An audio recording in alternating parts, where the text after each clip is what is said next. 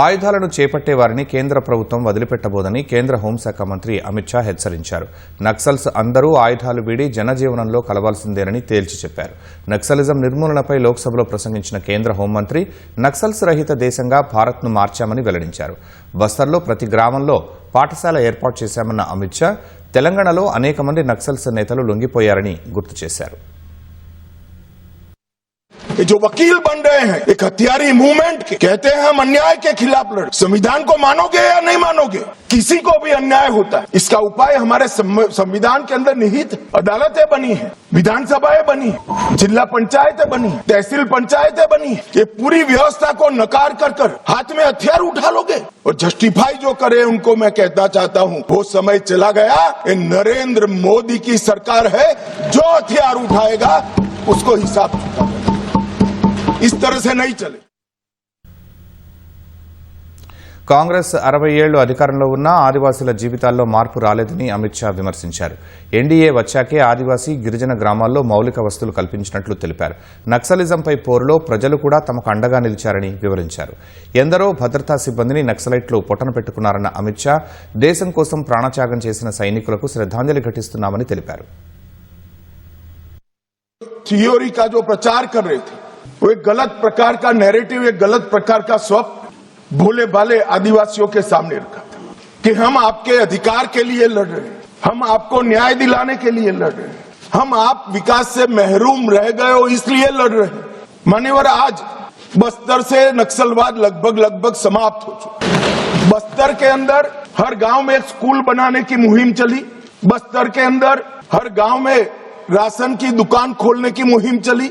हर तहसील पंचायत में PSC CSC बने, इनके आधार कार्ड बने, राशन कार्ड बने, 5 किलो अनाज मिल रहा है, गैस के चूल्हे वितरित होते जा रहे हैं. मैं इतना ही पूछना चाहता हूं नक्सलवाद की जो लोग यहाँ पर वकीलात कर रहे थे उनको कि ये 70 से अब तक क्यों नहीं मिला. पूरे देश को तो 2014 में नरेंद्र मोदी जी की सरकार आने के बाद देश के हर गरीब को घर मिला, गैस मिला, शुद्ध पीने का पानी मिला, 5 लाख तक का बीमा मिला, प्रति व्यक्ति प्रति माह 5 किलो अनाज मुफ्त मिला. ये बस्तर वाले क्यों छूट गए थे? मैं इसलिए कहना चाहता हूं मान्यवर कि सत्य को झुठलाया जा रहा है. ये बस्तर वाले इसलिए छूट गए थे कि वहां लाल आतंक का परछाया था, इसलिए वहां विकास नहीं पहुंचा था. लाल आतंक का परछाया विकास नहीं है इसलिए नहीं गया था. लाल आतंक का परछाई वहां पड़ा था इसलिए विकास नहीं पहुंचा था. आज परछाई हट गई है और बस्तर विकसित हो रहा है. मान्यवर, बस्तर में विकास. ఆయుధాలు చేతుల్లోకి తీసుకోవడం ఏ సమస్యకు పరిష్కారం కాదని అమిత్ షా స్పష్టం చేశారు. కాంగ్రెస్ పాలిత రాష్ట్రాల నుంచే నక్సలిజం అభివృద్ధి చెందిందని ఆరోపించారు. ఆయుధాలు చేపట్టి ప్రజల ప్రాణాలు తీయాలని ఏ సిద్ధాంతాలు చెప్పాయని అమిత్ షా నిలదీశారు. मैं आज पूछना चाहता हूं, अभी कांग्रेस के लोग बहुत जोर जोर से आदिवासी का विकास नहीं हुआ, विकास नहीं हुआ, विकास नहीं हुआ कहते थे. और राजकुमार रोज जैसे आदिवासी युवा सांसद भी वोट की लालच में कांग्रेस का समर्थन कर रहे थे, कांग्रेस की थियोरी का समर्थन कर रहे.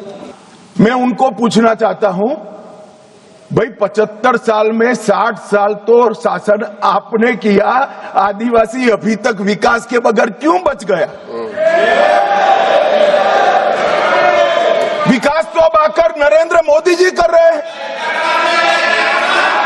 60 साल तक उसको घर नहीं दिया, उसको पानी नहीं दिया, इसके लिए स्कूल नहीं बनी, मोबाइल टावर नहीं पहुंचने दिए, बैंक की फैसिलिटी नहीं पहुंचने दी, और अब आप हिसाब मांग रहे हो. अरे भाई, जग थोड़ा तो अपने गिरेबान में झांक कर देखो कि दोषी कौन है. मान्यवर, मैं पूरा बताऊंगा.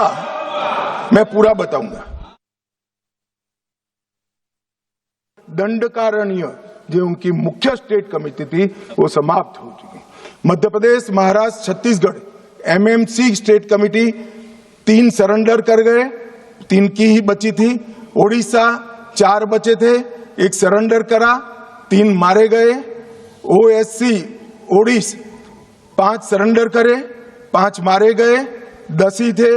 डिस्टर्ब रीजन ब्यूरो अरेस्ट एक हुआ, 3 मारे गए, 1 फरार है खाली मन, 1 ही फरार है, तो 6 के 6 हो गए। और तेलंगाना में 6 सरेंडर हो गए, 3 मारे गए, 1 भी नहीं बचा है। तो उनकी पोलिट ब्यूरो मेंबर और सीएमसी ये पूरा समाप्त हो चुका है। और हमने लक्ष्य किया था कि 31 मार्च को नक्सल मुक्त करेंगे। मैं पूरी व्यवस्था होने के बाद देश को भी सूचित करूंगा, मगर मैं ऐसा बोल सकता हूं, धड़ल्ले से बोल सकता हूं कि हम नक्सल मुक्त हो गए हैं, ऐसा कहने में कोई तकलीफ नहीं।